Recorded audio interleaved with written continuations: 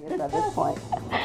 Oh, welcome to CRUZin with Yomary, guys. This is a really different edition. First of all, we're on my patio, so you're going to be hearing planes and cars going by. We are on the flight path to Burbank Airport, so get ready, all right? But what we're doing is we are celebrating because we've got Patrika Darbo, and she just won an Emmy. Yay! Cheers! So we are celebrating. Make sure you grab yourself a drink and celebrate with us. And if you are a filmmaker, any content producer, if you're a YouTuber, a writer, if you're an aspiring actor or actress, stay tuned because you're definitely not going to want to miss this, right?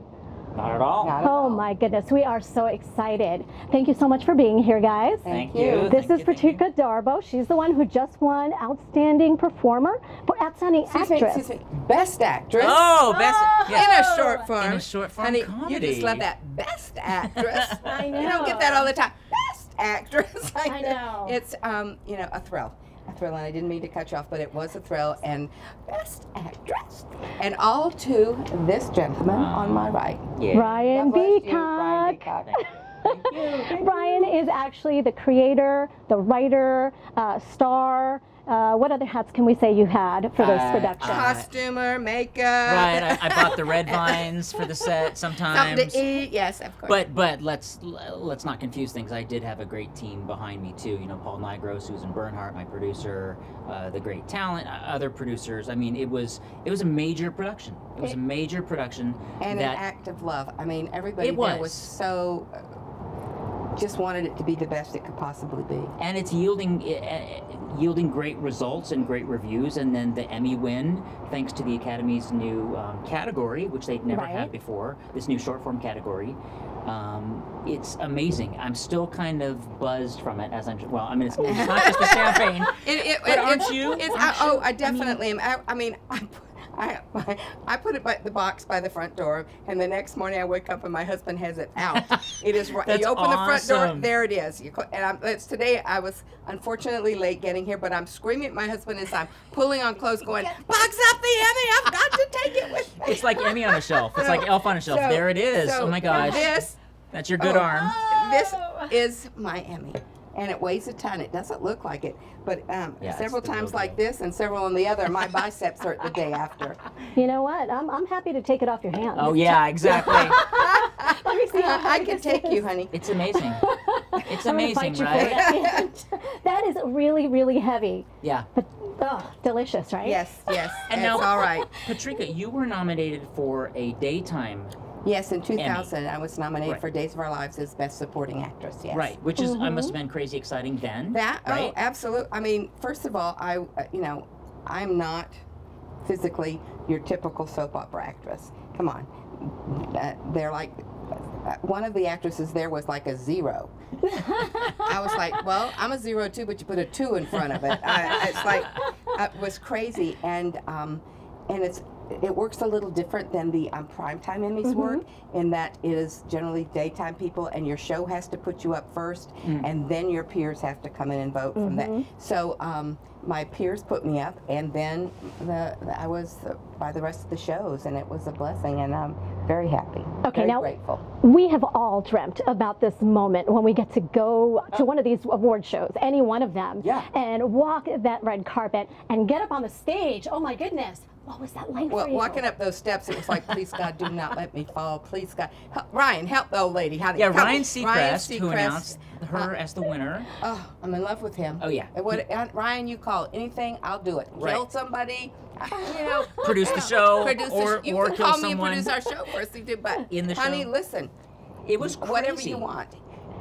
But besides how great he was on stage, when we were leaving, I thanked him again as we're all going out the doors, and he stopped and he said, congratulations.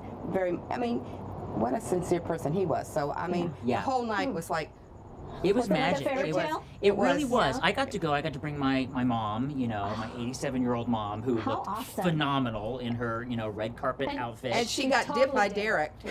Right, yeah. Derek Huff, she got to meet Derek Huff, who's a huge fan. And it was just magical. We got to go to the governor's ball afterwards. Yes, it was and you know, also after the win, and people have seen you, because she's one, you kind of walk around with this feeling, at least I did, this feeling of belonging and purpose that you might not have had before. Right. And your chest is puffed out, and it's not an ego thing. You're just really proud of all the work that you've done. And of course, it was Well, a it's tremendous that amount of work. realization that all the hard work you did has put you with people that you are tremendous fans for. Yeah. And we were, it was not just with our acting peers, there were producers and writers, and it was just everyone in the industry, and it was so inclusive. You felt so honored to be there, but you thought, I belong here. Yes. It was that kind of thing. And not in a conceited or swell thing. It was just like, it's definitely a shoulders down moment, if only for a minute, because we are still creators and actors, so we are going to be neurotic and stressed. And, you know, and like, 5 seconds later, it's like, oh my God, my life is over. I don't have a job. But for that moment, you're like, wow, like check, you know, check mark to this iconic bucket list moment. And you know what? This is why this award is so meaningful. Because seriously, it is giving the low budget producers a chance to be seen. And we were the lowest of the budgets, for sure. Well, I mean, because, well, listen, I always joke about the fact that we were collecting, plastic bottles and newspapers and, and hi there, Grandma. Right. Can I have my Christmas check soon? Exactly. And, wash your car, mister. And like, hi there, a little beaded bag on the corners. No, really bad. But we did everything to me, and people, no one monetarily was helped by this at any point in time. Right. But this beats a buck any day of the week. Oh my baby. gosh, exactly. So wait a minute, are you saying that nobody got paid? Well, per the new media contract through SAG, I guess the minimum is $100 a day, which actors can waive if they choose to, and it's all union up and up to snuff. And so a lot of actors, all those contracts were deferred. Exactly, deferred for the back end when the money comes in. So we need season 2, 3, 4, and 5. So. Yes. We paid crew. Absolutely. You have to pay locations. Right. I mean, it was still for my wallet an expensive show, but compared to AMC, which also only got 1 Emmy, and we got 1 Emmy. Just saying, all things being equal. But like our budget was really low, almost non-existent compared to the big studios and stuff. So, which makes me ask. I mean, how did you get this caliber of actor to sign on? No, seriously, when I watched it, I was just blown away. I knew everybody's face from this or that. Yeah. And it was amazing, and I thought, how did you do it? Yeah, I always like to say I was the only person in the show I didn't recognize. But Susan Bernhardt, our producer, has been a publicist and friend of a lot of soap actors for many years, and I believe that's how she met you, right? I did her first show, which was Misbehave. Right. And that's how I know her, and her lovely daughter, who was our co-star in this, Jillian Clare. But Paul knew people. I mean, Carolyn, Hennesy, Lori. I knew Debbie Gibson. They're from voiceover to on-screen, from everything. We're all there. I mean, but it's also, if we didn't like the people we're working with. And here's the thing. As an actor, I want to ask you, what made you choose this project? Because people approach us to work for free all the time. How did you know? How did I know? I had no idea. I came there because I like him and I like Susan, and they asked me to do it. Nobody else had me at this particular point, and basically they wanted me on a Saturday or a Sunday. Yeah. Which is not when anybody else is working. So if I'm not doing anything but sitting on my butt watching TV, or doing my laundry, which gets me late to places. Right, exactly. Then of course, because as an actor, we want to act. Right. So and these new low budgets, these new shows like this, they give us as actors an opportunity to do things that we might not do normally, or to just broaden the character footing that we already have doing other stuff. Right. So it's a workshop kind of thing. It's college. It's community theater. It's like if you're a singer, you practice all the time. And you practice your music. If we're not acting, we're not doing our thing. Right. So we're not keeping our instrument honed. Right. And drama and comedy both have a sense of timing, a sense of what you're doing, and if you're not working it, Right. It'll pass you by. Pass you by. Right. But So every there's a tip. job, every time, it's a tip, but every job that you take on your Saturday and Sunday instead of sitting home on your butt gives you an opportunity to meet new people. That's it. Learn how to do something and network. Yeah. And any young actor out there that's watching, they need to know that, yes, there are small parts, but they lead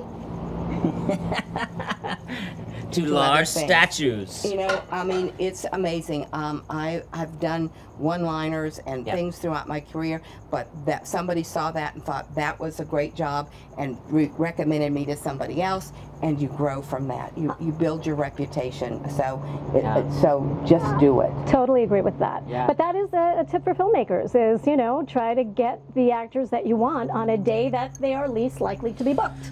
Right, and you know, we had a lot of issues because we did have, you know, Carolyn Hennesy, I believe, was doing General Hospital, and John J. York as well. Eric Martsolf was working. Lori Allen's always working. Debbie Gibson, I think, was in Vegas singing or something. So we had talked about this before, but scheduling locations to actors to crew to time of year, it's a Tetris puzzle piece that fortunately I was able to like shove over to Susan Bernhardt to have her do, but I don't know how anything gets done with no money to secure those locations or people, or you know, and be the lead and the focal point and the foundation of the show. Now, guys, do you realize that we haven't said the name of the show? We're talking I didn't about realize that. Acting Dead, you guys. It's called Acting Dead, actingdead.com. Are you an actor? You're not booking. I think I just haven't found the right material. You kind of have that desperate vibe, you know? Maybe acting is just not your thing. We're really looking for something a lot more authentic than that. I should die? Congratulations on choosing Flatline Inc. Getting actors work even if it kills them.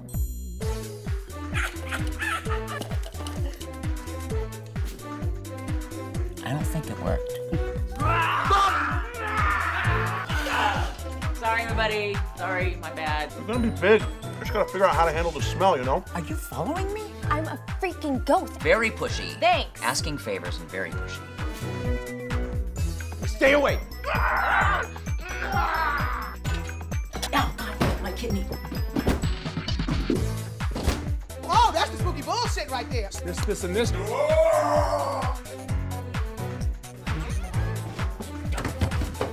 I'm not good enough. Hey, sounds good, huh? What an icky mess. Don't worry. It's only going to hurt a little, but forever. Has anyone done it before? Yes, Justin Bieber's a client. I mean, successfully? Then no. Oh yeah, you got to check it out. It is fabulous. Listen, when I started watching it, I thought I'm going to watch an episode or two so I know what I'm talking about and I'll get the gist. Yeah, were you there in my living room? I binged the whole series. I watched all the episodes. And when you were done, you were going, Where's the next? Where's season 2? I know. Then I was watching like the behind the scenes and everything. Right. Music video. And I have to say, my only complaint about the whole thing is that I really hoped that I'd see, you know, more of Eric. Every woman wants to see a little more of I'm Eric. not going to, you know, give any spoiler alerts, but it is Acting Dead. It's a zombie comedy, so anything is possible. You know, whether or not Eric will come back or not, let's just say it can happen. Okay, because that's... It's like a soap opera. It's like, you die, but please, you can come right back. I know that we've talked about the musical one. Yes. And of course, Eric is He is a very singer. musical That's singer. right. So You never know. When I saw him, I was like, I'm like stopping it, I'm pausing it, going, is that him? Is that... she was really like going, flex again. I was Flex like, again. yeah, I need to see that again. I rewound a little bit, and I was like, And I worked with that is Eric him. at Universal Studios before he was Eric Martsolf. In No fact, way. I was with him. We were doing the Spider-Man rock show, and he played the Green Goblin. And basically, all signs pointed to the end of your career. And I was with him. I was with him when he got the call from the producers of Passions, which was his first soap opera. Yeah. And they said, if you are doing anything right now that involves stunts, which he was, they say, hang up your costume and leave. And he did. And he left the show because he had to. Right. And he went and started his career. But he still does these things. He still does. Oh yeah, he's still an actor. He's still a guy. He's still a friend. And I think a lot of us are like that, you know. So it's cool. Well, it's an opportunity to perform. I know he does a lot of soap events. Yeah. And when he does those, Conventions. there generally sings a little bit and stuff like that because he's fabulous. Yeah. I mean, so it's our 50th anniversary at Days was like a musical hoedown. Oh, I mean, fun. every member of the cast was like singing and dancing, and I mean, I felt bad that Kevin Spiritus was on the road at the time, Right? Because he's a big Broadway singer who played my husband, and he sings all the time. So it was amazing, and so. That's why I'm like, Well, you should say you lost your voice completely. Before the Emmys, you started losing your voice. The Monday before we did the singing part of our little 30-second spot, I was like, hey, and you had to sing? And I had to go. And she knocked it out. Did that a little bit. Let me just put it this way. The genius person who was running that machine, who I would sing something. Jamie Forsyth, our composer, thank you. from 24 he would and go, Bones. that section sounded better in here like that. The miracle. And our director of the event, Andrew Mormon, he was editing as we were doing it, but the first time when I sang, the next day, that was Tuesday, the next day was like when the temperature went, I started to have a temperature. I had nothing going on here. I mean, it's a wonder I didn't look green around the gills. For the shoot. About the shoots, but it was broken down great. I had the lip syncing down because I knew what we did, and the people were dancing, and 1 minute my hands were up, then I was running down the thing like this. And I think after about 9 hours, my husband, who came to help, who did help several times. Very much so. He was a grip. Goes, you need to go home now. Yeah. That's it. She was just deathly ill, and we'll show the video, the 30-second video called Me in 30 Seconds that they played on air for the Emmys, and she just kills it.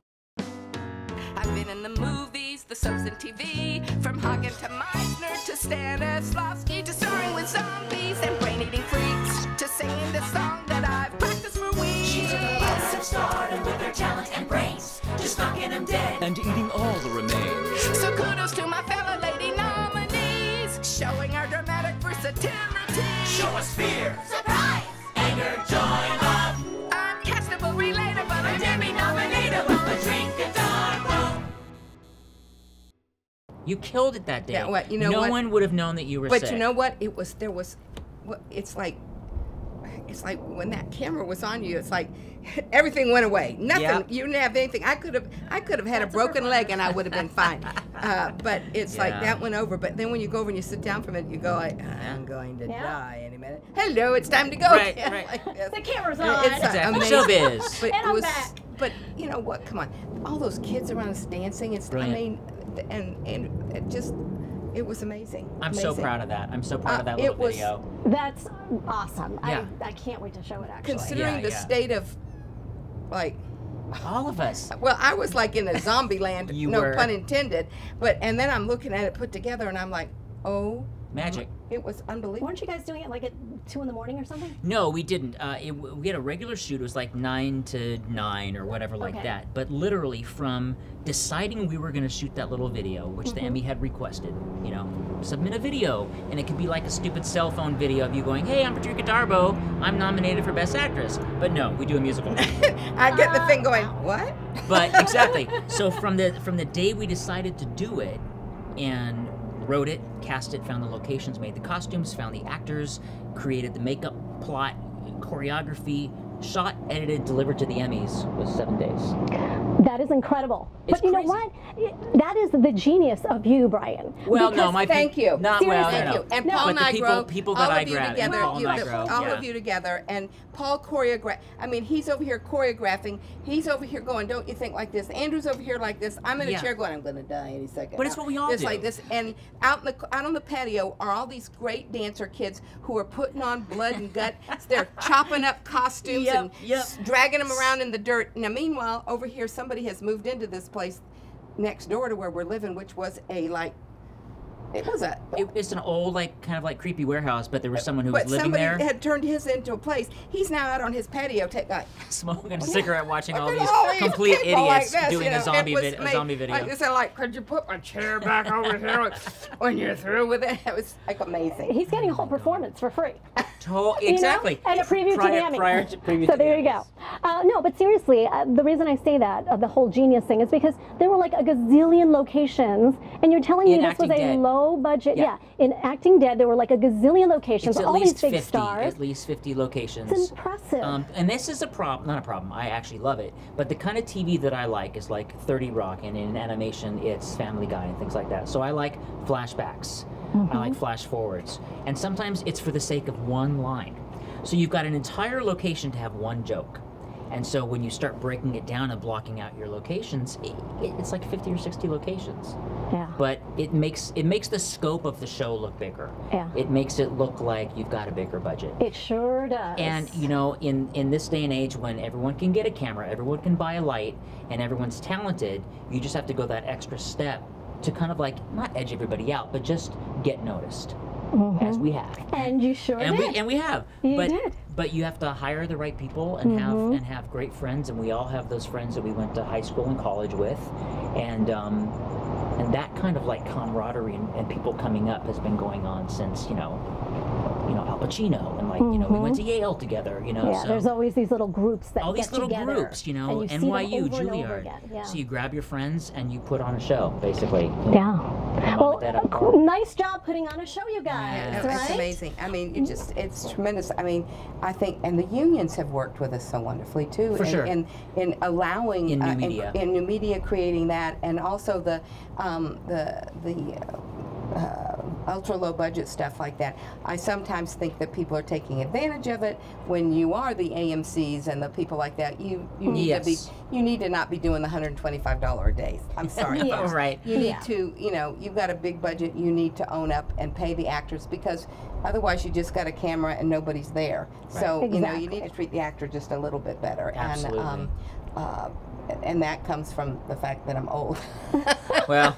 Well, you know what it is? It's just that when you have a lot of these kids that are starting and they're only getting $125 a day, to get their pension when they do turn 60 or something, it's going to be almost impossible. So it's kind of like, it's wonderful that you can do all these things, and it's so terrific for young filmmakers to have this, to be able to hire people who've been around the block a few times, or have the name that brings more people in. Right. But you know what? Don't take advantage of it if you're, the Sony Pictures. Yes, there you go.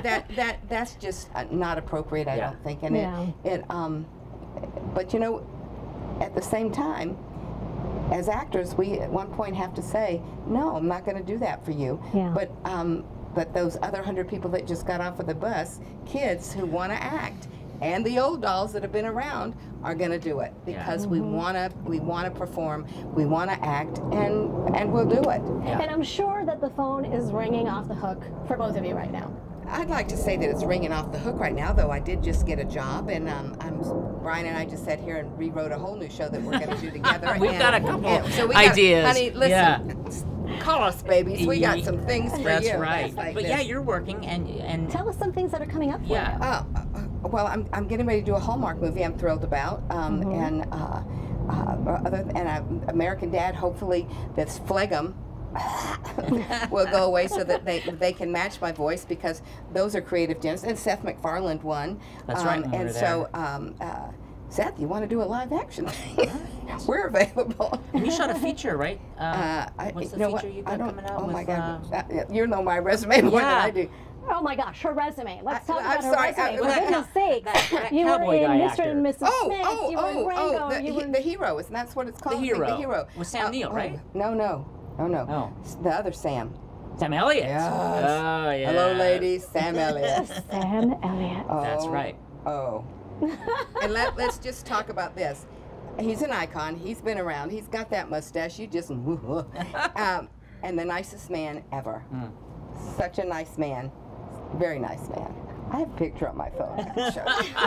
We'll have to pull that out later. Love it. It's so terrible. Sometimes I do things and I forget that I've done them. It's like I'm on to the next project and stuff like that. And then the trials of being a working actress. No, that sounds so terrible, and I don't mean it to be that way. But you just, it's like I'm on to the next thing. Well, the truth is, like, we do things and then they don't really come back into the ether for a year or 2 years later. Yes, so you are truly onto something else. You're onto something else. You know what I did? Listen, I did Midnight in the Garden of Good and Evil.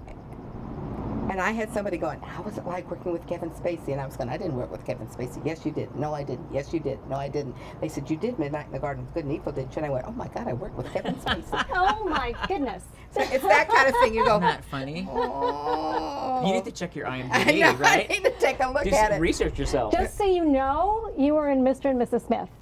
Okay, did you work with Brad and Angelina? No. And you what, honey, if you've really sat down and watched that movie, I'm not in that movie. What? We worked for 18 hours that day, filmed our stuff. There were 3 other couples. We did everything. We are not in the movie. Oh, is that right? We are not in the movie. But you get checks, right? We get checks because we were there and we worked hard. And the director, Lyman, I think his last name is, I apologize. And we got to see Brad go that way and Angelina go this way. And we're all like, oh, man, I didn't know they were both so tall. Ooh, oh, man. Ooh, this is really cool. So guys, how does an up-and-coming movie maker or anyone who's watching get a hold of you guys? Well, for me, you can contact my agent or anything else like that, but I'm on Facebook, Twitter, and Instagram. I can retweet like hell. At Patrika Darbo. Just, that's it, because I'm too challenged to put any other secret stuff in there. And who's your agent? My agent is Christina Price. Okay. So get her at WWG, I think is the new name of her place. Worldwide Actress or something. And you know what? I'm just going to go ahead and put that in the description so that it's really easy. I'll put a link in, but go ahead and tell me how they can contact you as well. Awesome. You can reach me on Twitter at Brian Beacock, and you can see all the stuff about the show specifically on Twitter at Acting Dead. And then, of course, you can go to actingdead.com to see all the episodes. BrianBeacock.com, where you'll probably see old photos of me. I think I still have my baby teeth, but I need to update that website for sure. But I'm very active in social media, so please come say hello, and you follow me, I'll follow you, and we'll have a whole thing. Oh my God, you have to follow people. Oh my. Oh Lord, see. We'll get past the retweeting situation. We'll get past that. She's an expert retweeter. That's all I can retweet. Okay. Right, retweet. And voiceover commercials, we'll do anything. That's right. Except mow lawns, because that's got motors involved with it. No. No. Technical things we cannot do. I cannot do. But that was one of the fun things about your character, too. Oh my gosh, it's just perfect. Yeah. My hair. I had a lot more hair. Yeah, at the season time. 2, we're wigging you, I think, know, right? Season 2, absolutely, absolutely. Yeah. That hairdo is, that pompadour alone was the best. You guys, you're definitely going to have to tune in to watch this series, because it's so awesome. And I just want to thank you again for joining us today on CRUZin with Yomary. Be sure to invite all of your filmmaking, content maker, YouTuber, writer, actor friends to make sure you share it with them so that they can hear all of this great advice as well.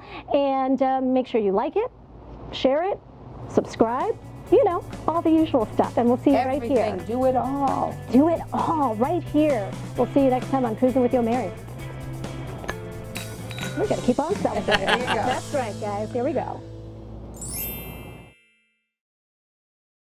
I don't remember anybody I didn't thank out there. Oh, I'm wearing this lovely jewelry, too. Look at this. It's fabulous. Fernando Rodriguez. Oh, my God. And Paula, too, again, because he'll kill me and it'll destruct and we won't know what we're doing. And I said, Brian Beacock, I said, I forgot to thank the producers. Oh, my God.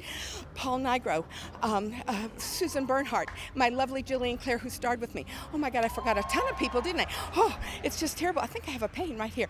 It's okay. Oh, God, you guys are wonderful. Thank you so much. I need to go cry. Thank you very, very much. This is wonderful. Thank you.